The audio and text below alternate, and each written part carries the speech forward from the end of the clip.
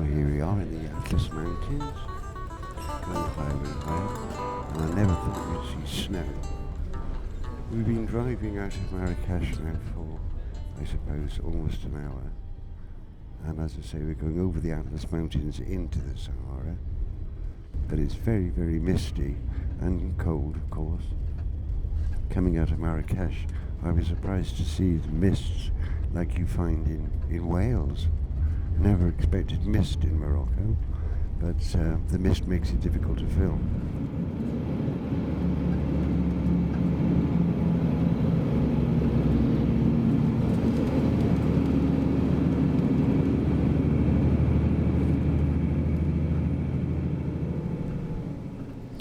We're in the desert now.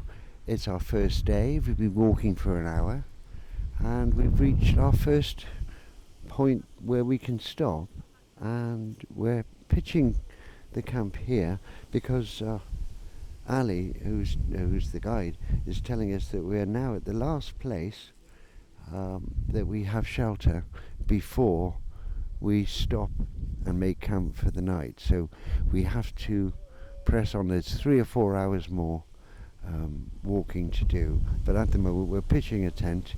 We're just outside Ali's village, and the wind's blowing. The temperatures, well, I suppose like a March or an April day in England.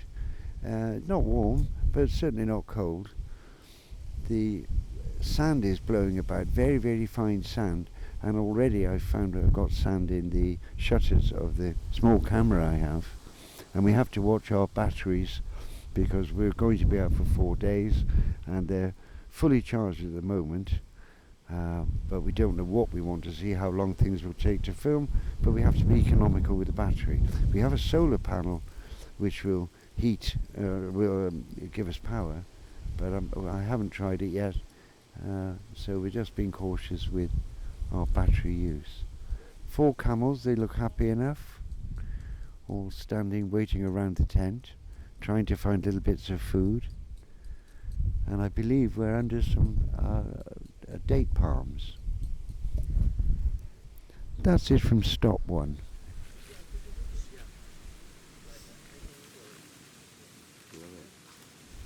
Well, we've just had our first camp in the desert, in the Sahara.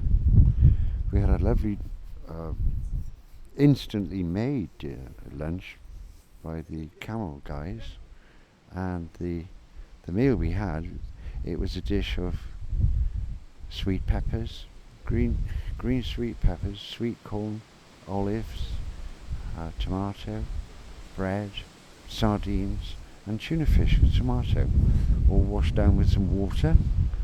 And now we've packed up everything ready to go, and we can't find the camels. The camels have gone, what's the word, AWOL, absent without leave. But not to worry, we're very hopeful. 2 of the camel chaps have gone off to look into the dunes to find them, but visibility is down to about 500 yards, maybe a bit more. But not to worry, because the camels' legs are tied together apparently with binder twine, I think, baler twine, or something a bit thicker, and they've just nonchalantly walked, all 4 of them nonchalantly walked off. I think they may have gone back to the village when they saw the look of us, and they thought, oh, tourists, fed up with tourists, we're going back to the village. So they're off. I don't know whether I'll be making any more recordings if we don't go further than where we are at the minute, but I'm very hopeful we might get somewhere a bit further on. We're off. It's going to take another couple of hours, I think, to find the next place, but I'm told that there's no shrubs, no trees, nothing. We are at the last place with any sort of greenery, and from now on it's just going to be dunes, and maybe some more dunes. Yes. It's I can't describe the scene. It's semi-desolate, but quite inviting, really, to try and see what's over the next dune.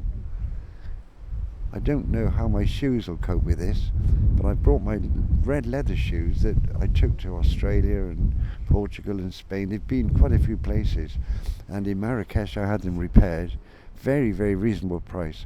New heels and soles. So my feet are ready to go, but I'm not sure about me. We've made that decision if we can find the camels. And I've been promised that if I'm the laggard, if I'm the one at the last, the one that's stumbling along, gasping for water, they're going to throw me on a camel. I don't know how I'll land on the camel. It might be over and under, side by side, or just strapped to the side. I don't know.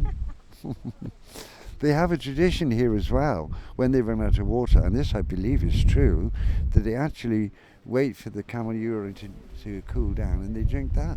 It's very, very good for you, even aphrodisiac. But I think that might be an Arab telling me something which may not be true. But there we are. If it's not true when we get back, I'll have to cut this out of the video. But I'm kind of hoping it's true, because it shows how man can cope when he's in the desert. All you need is a camel. You've got everything you need. Well, ta-ta for now.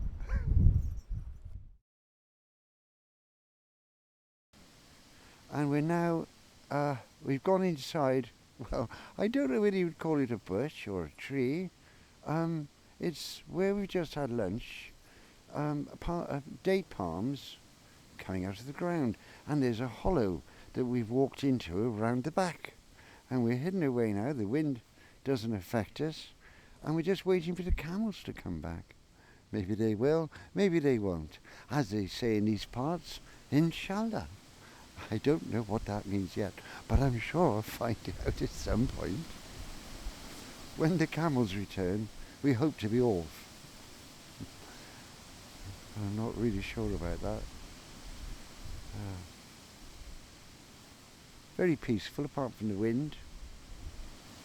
Visibility down to 500 meters now. It's Ali's grandfather's palms. Ah, yes, I'd forgotten to mention that. Sam has just reminded me that the palm that we are sitting right in the middle of, we're surrounded by all the stems, whatever they call them, trunks of the palm.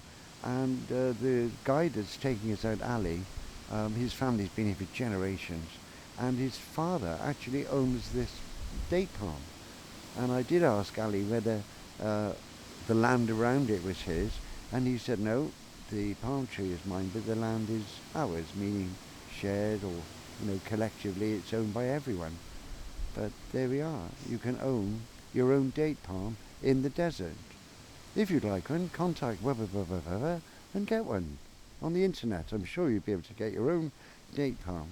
Well, if you can buy an acre on the moon, you could buy a date palm in Morocco. Sounds to reason, doesn't it? Well, that's my ramblings finished for a minute.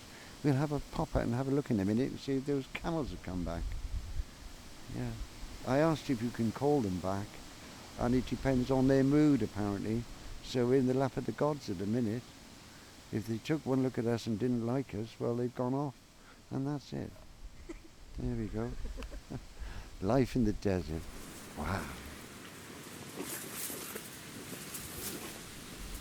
Well, it seems the camels have gone. It's now 10 to 5 in the afternoon and the sun's starting to, well, there's no sun, we can't see the sun, but the daylight's going to start shortening very fast now. And so it's been decided we'll stay where we are, where we made our first come, and we can't move. But because without camels we can't go back to the village carrying all the bedding and the tents and so on. So we've got no choice, we've got to stay here until tomorrow. As far as the camels are concerned, we don't know where they are. We've sent for an expert tracker who's coming out, and I gather that the camels will only stop if there is no moonlight. They will carry on moving in daylight or with moonlight, but they don't move if they are if there's no sun and there's no moon. The wind is as it was before. It seems to be quite steady, but I'm told that if the wind is coming from the opposite direction, then it will be a lot stronger where we are now. It's quite modest, and we're tucked away inside a date palm. Yes, we're trying to make the best of things, and we're sitting around. Well, I'm having a cigarette. Everybody else is having a lovely bottle of wine. We've just had some ramen noodles that that Dune brought from South Korea, and he's brought them all the way via Heathrow to the desert. We've had those, very spicy. I've had to drink a lot of water. But for the moment, it's the end of the first day out in the desert. Not disappointed because we are in a desert. The only thing is that at the moment we're surrounded by greenery, mounds of dunes with greenery on them, should we say. But we were hoping to get into totally desolate desert by the end of the day. That's not going to happen, but we'll have another go tomorrow. I mean, they could come back. Solomon, Ali Baba, hey, يلا ريبا ريبا وغدا احرز عليا قاعد نبغي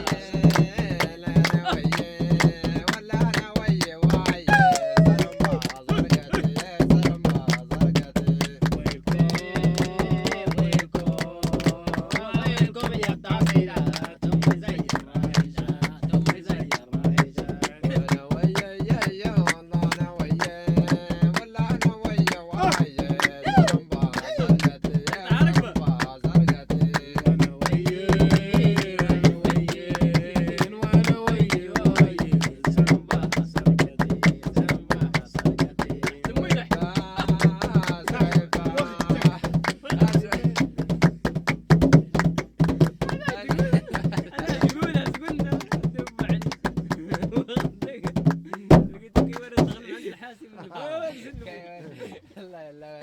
والله يدب عليني ما عمرنا نسوي هذه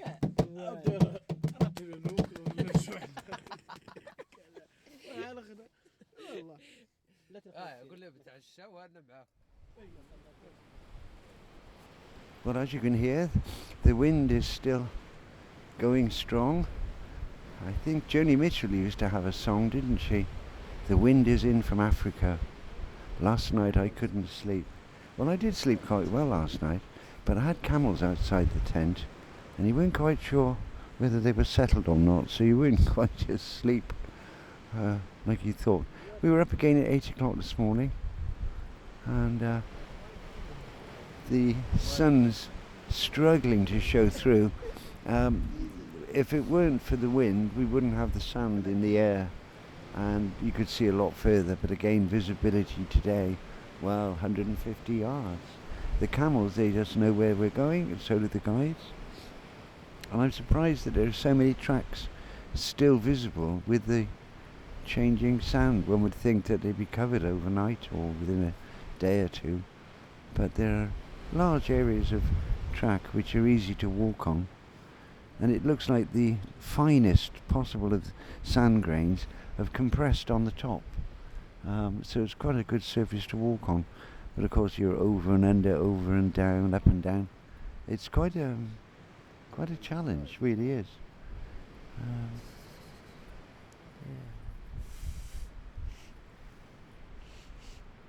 Total silence, of course, apart from the wind.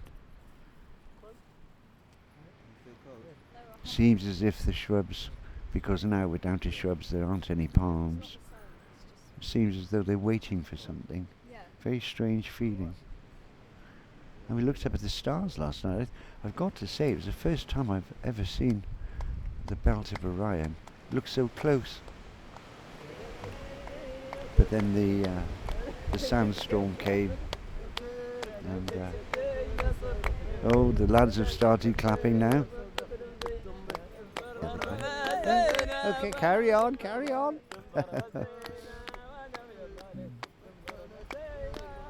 we're all feeling it strange, a bit difficult with our feet. I've got heavy walking socks on, and I'm wearing my leather shoes that were repaired. I'm very, very pleased and grateful they were done so quickly. I could not have done this without repaired shoes. June beside me, he's finding it hard. He's 20, not seen anything like this, and it is a challenge, so we'll see how we go. Olivia's walking in socks, but we're in good spirits. I suppose we'll carry on for another couple of hours, and then before we get started, make camp again.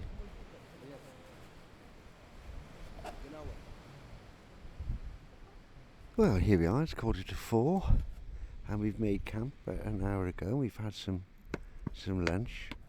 Again, lovely lunch. Courgette? No, I think it was cucumber, diced, with again peppers. Some kind of pasta. Tomatoes, olives, dates, oranges, apples. A real feast. One thing I don't particularly like is the tea, maybe sugar. Is it mint tea, Olivia? It's green tea, is it? Green tea with sugar. They do love sugar here. And so once or twice, when possible, we have a cup of instant coffee. But we're camped next to it. I wouldn't call it an oasis. It's a mound of sand with something growing out of it. Some kind of tree. Looks like mimosa, but it isn't. Very fine leaves. And there's plenty of wood here, plenty of dead wood. And we've just lit a fire, dug a pit in the ground. And we're putting stones around it because the stones hang on to the heat. And just preparing to do a little bit of filming. There's a bit of a worry because I can only see 2 camels. We came out with 4, and I said to Ali, "Oh, I've just been outside and I can only see 2 camels." He said, "Don't worry." But then he said that yesterday when we lost all 4. But I'm not worried. We've still got Google Earth. That's what I rely on. I shall lie here waving as madly as I can. I've dressed up in a very light jalabit. What? No, condor. The Gandora. A grandora. Gandora. Gandora. Oh, I'm wearing a gandora. Well, it's 5:30 now here in the desert, and we've made 2 fires. We made one fire to sit around and keep warm. We've made a second fire, and that's specifically to make desert bread. And Ali was telling us that it's made with flour and water, and we don't put it into the flames. Do we? Yes, we move all the wood away, and we just use the hot sand to cook the bread. The sun's going down now. Lovely gentle sunset. I can count only 3 small clouds in the sky. It's quite peaceful because the wind's gone now. Gentle breeze, but still, because we're in amongst the dunes for protection, the wind brings the smoke out of the fire in different directions, which isn't nice, but it does make you cry. And when you cry, all the sand comes out of your eyes. It helps to moisten your eyes to get the sand out. And while we're doing this, outside we have Ali watching a fire, Olivia watching the other one, June is resting, and the 2 other guides are inside the tent preparing dinner. Tagine again, and that's going to be, I think, as last night. I think I described it, but it's potatoes, carrots, tomato, onions, garlic. That gives it a lovely taste, the garlic. And we'll see how it goes. But those are the 2 lads in the tent, and we're just getting this fire ready now for the bread. Nothing else happening, really. Camels are quiet. They're still here. So no worries. And we've made a pile of wood. While it was daylight, we collected some dry roots from the from the dunes, and also what the wind blows in. Smoke's making it difficult to talk now. Blowing my way for 2 minutes. But everything's so slow and gentle and relaxing, restful. But it was a bit of a walk this morning. And every time you go walking down a dune, your shoes fill with sand, and it piles up in your toes, so it feels like you're wearing shoes a size smaller. So you have to stop every half an hour to empty your shoe. Nothing new there then. But I am glad I brought my hat, because the Mr. Binner's hat helps me protect me. When the wind blows from the left, I put the hat on the left, and when it blows from the right, I put it on the right. But I found putting the headdress on, I don't know, I've forgotten what it's called now. It makes my head very hot when you're walking, so I use that as a scarf. And then when we stop, perhaps I'll put it on my head. But no, nothing to see here at the minute. We did see a pregnant camel wander in about an hour ago. We looked over the top of the nearest dune, and there was a pregnant camel standing there, doing her business. And I thought I'd walk over and say hello. But she bolted. I think perhaps it was because of my hat. I don't think the camels have ever seen a hat like mine. Still, you get used to anything in the desert.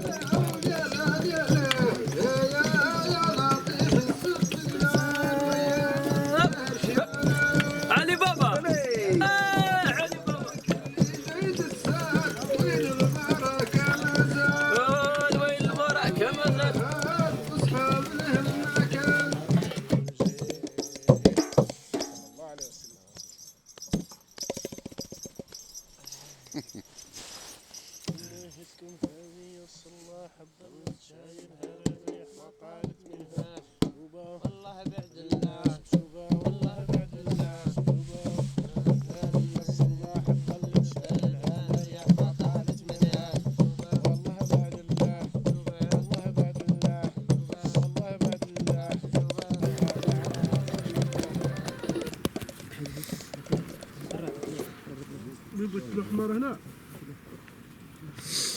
لوحة على هادي باش تبقى الشعلة وتعطي الضوء.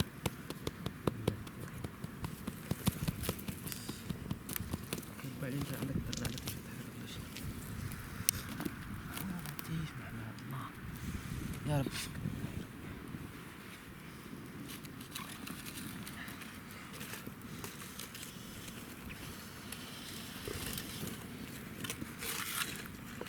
كبيرة ياك؟ كبيرة.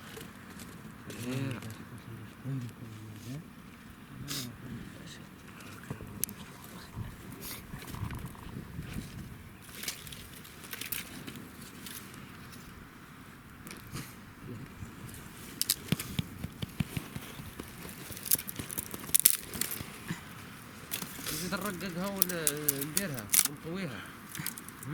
نزيد نرققها ونطويها. ها؟ ايش بتطويها؟ إذا نبغى نرفدها نطويها. نطويها أمال معليش ترفدها هكا داير. ها؟ انا درعتك لا سويها. عندي العربية نزيد نرققها ونطويها. يلا والله بسم الله. ها؟ يلا الوالي غير دير لي لك الماء بشوي. عندك الله يستر. صافي ولا عندك؟ صافي. صافي. بسم الله الرحمن الرحيم. سامي اللي حاكك سامي. جارية. ها؟ زينة. زينة. الجمر نحرق علينا.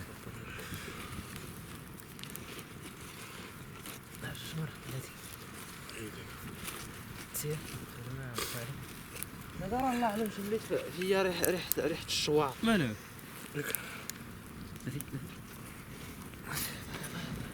هاك الوالي هاك.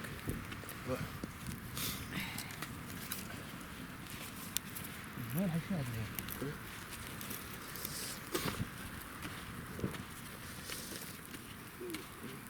النبي هذا من قابوشين ناخذها. باردة ها؟ باردة. شو بتنيرها منها؟ الثلاجة والله.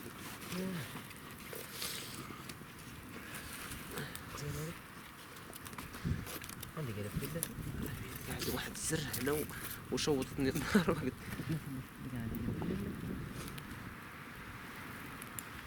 ما رشت لك. سير سير. لف هنا. لف لف.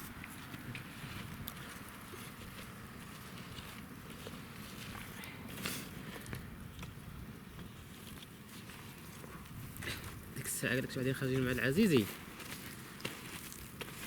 ايوا قام واحد العبد شي يروح خبزة كبيرة ودب علي. كبيرة. قلت لك الجودة لا هاك لحنص بالرهبة. لحنص في بوغور نص سر والخارجة. تدرى جاري الولي. ها؟ جاري يرفع أي. يرفع من هاد الصفير. لا راه شت سميتو. راه واخا تكبرها لين تعيا. اش دير ليها؟ طويها على جوج وحطها وعاود قادها في البوغه. يعرف. Now I make sand with water. لا هي سلامة مالها ما بها والو. واحد شويه There is some time when there is the bread it going up, and then it can be to air go from here from inside to outside. So we should make this before the sand go to the هاي فيك تنفس هاي شوفها هاي. عندك ورك على ذاك ورك على ذاك هاك. ودر لي بوغه. راه عندي قريصه. Then to make the red the sand with water to in the place where the air going, so then it will not let the sand dry to go to the bread. You see, you can see the air coming from here. So this is why we make this. دير لا طريبه راك واخا كتنفس. طلعت هي. قيس قيس. اقصحت هنا. بلاتي نفس ما في الجو. اقصحت هنا الولي. قصحت كاش طلعت. قد هاد البوغه.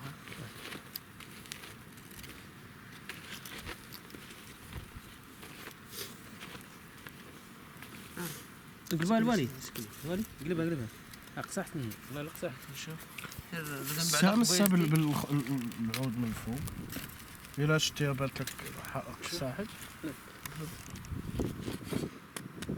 صح اسمع وبسم الله. بربر هون طرب هون. جلاب برات. جوجو نارك يتكسك كثير. Man, he's mad. Totally mad.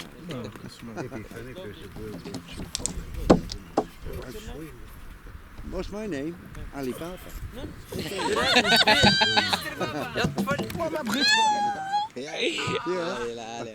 I got it. I finally got it. I'm Alibaba.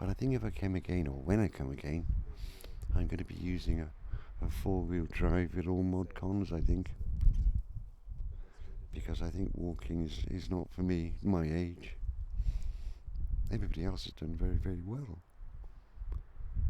Following on behind. Yeah, the plants here, most of the brushwood, or the brush, looks like brush, broom, but I think a lot of it is helianthemums.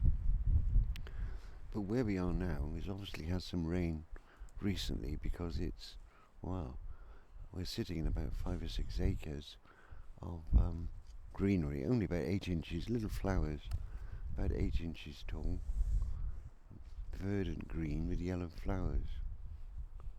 So it's quite a variety of plant life. We're about 50 miles away from the Algerian border.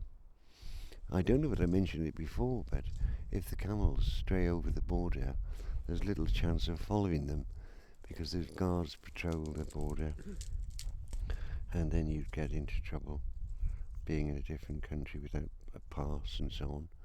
So it's a risky business. If your camels go, as they did on the first day, you just hope they don't go anywhere near the border.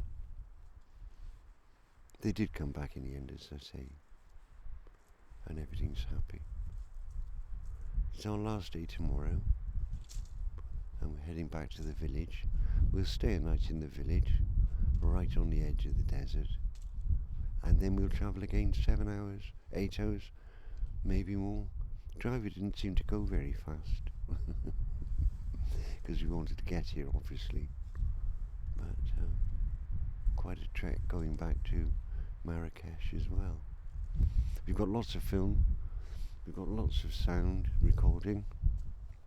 We're a bit low on battery power with the camera, and of course the very, very fine sand has ended up in the shutters of the cameras, and we have to open and shut them manually, and that's another lesson to learn for next time we're out here. Protect everything. But no, we've got everything we need, and it's all hunky-dory.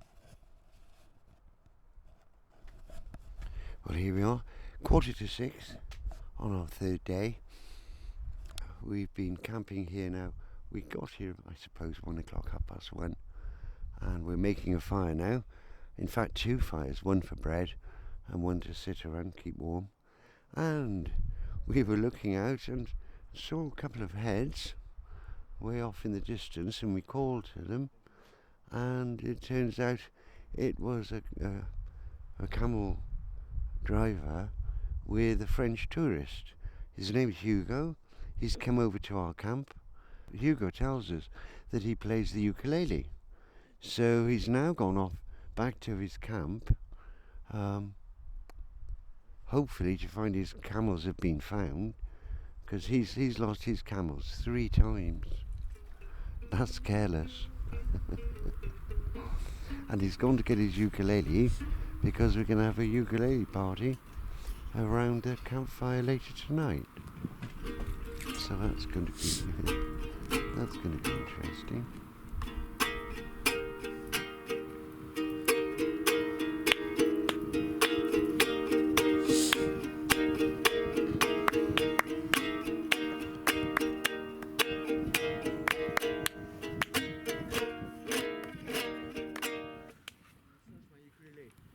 Yeah?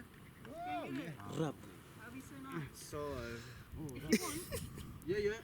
يا صرت مع الحاسي سرحة أشكل يشرب نالي شوف بيتنس أنتي بومالي يا زرق فين كنتي صار حياتي الصحراء زينة هو علي بابا كارونت قاع على جلابة علي بابا ويلكم فروم صحارى علي بابا كارونت قاع على جلابة علي بابا ويلكم فروم صحارى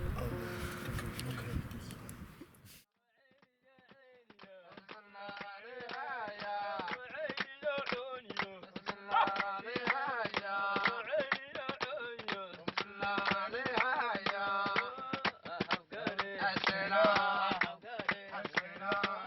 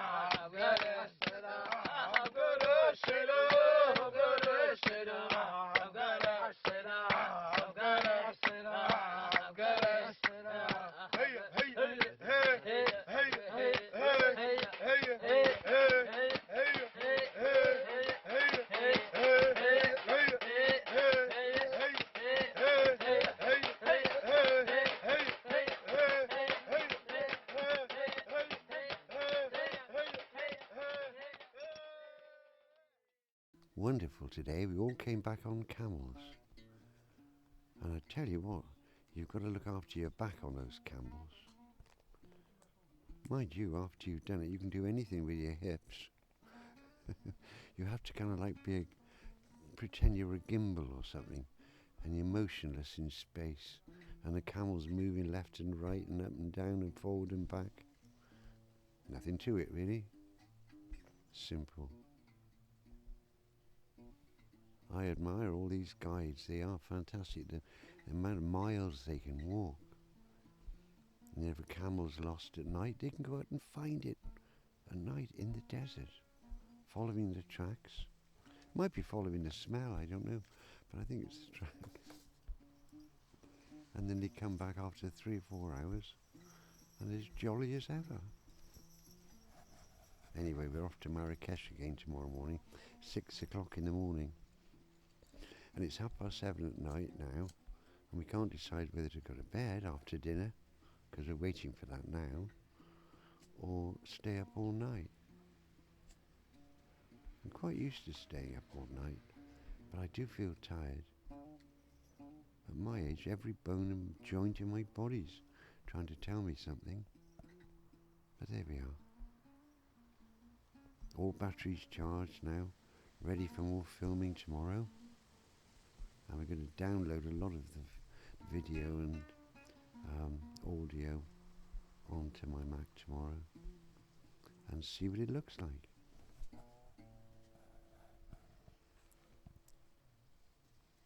Yeah. Stop. Well, it's Friday the 19th of January, and we've left the desert. We've been travelling. We're on a coach now. We've been on the coach for 3 hours, travelling back to Marrakech, which I believe is 900 kilometres away. Well, we're halfway through that distance now. We've just stopped off to have a coffee and a little bit of bread. We're travelling through the Atlas Mountains at the moment. The sun's up, it's bright, it's warm, and I think it's probably the warmest day we've had so far. Mind you, we're all togged up in our warmest clothes, and as the time goes on, time now is 10 to 10. As time goes on, I'm sure we're going to get warmer and warmer. Should be another 3 hours, maybe 4, before we get back to Marrakech.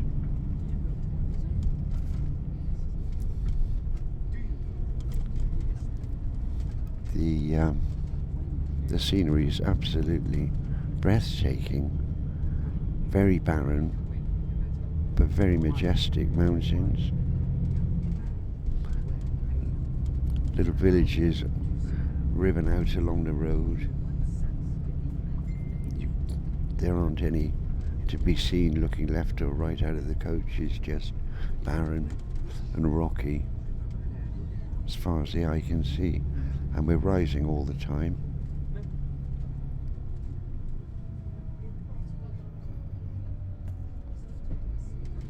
The coach driver stopped for, well, it was about 15 minutes, just enough time to get a coffee, and I had a couple of oranges, put one in my bag for later. But looking forward to a good shower when we get back to Marrakech. And then this evening we're hoping to go out for dinner. June is going on to Heathrow tomorrow, so we're going out for dinner tonight to a place that Ali knows and Sam, and we're going to experience music and food at the same time. Lovely restaurant, and basically to say cheerio to June. Well, it's now 1 o'clock in the afternoon. Another 2 hours or so travelling. We've just had lunch, stopped for lunch, and I've had a coffee, and I've had beef, I've had lamb and chicken brochettes. They were very nice. I have a bit of a conscience being a vegetarian, but you're not allowed to be a vegetarian in Morocco. Just not done. It's meat, and more meat. Anyway, we're back on the bus now. And I want to say what an amazing, life-changing experience. Especially for somebody of my age, you can witness the world from a different perspective. If it wasn't for Sam and Olivia, who were friends with Ali beforehand, I'd never had the chance to walk on the wild side. I want to give a big thanks firstly to Ali, amazing chap, who organised the whole thing, and his two friends, Ahmed and Wally, who really gave us an insight into life in the desert with all their cooking skills, their music, dancing, cooking, making bread. Absolutely wonderful trip. Never forget it. Bye bye Sahara.